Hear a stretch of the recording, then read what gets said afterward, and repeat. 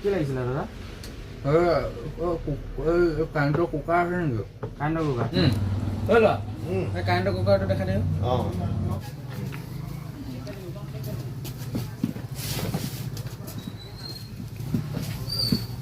এইটো চাওক, এইটো একদম ধুনীয়া। আপোনাৰ এইটো উষাৰ হয়।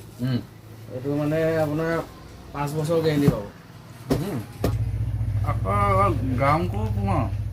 দাদা এইটো আপোনাক পুৰা 4,000 দি দিম।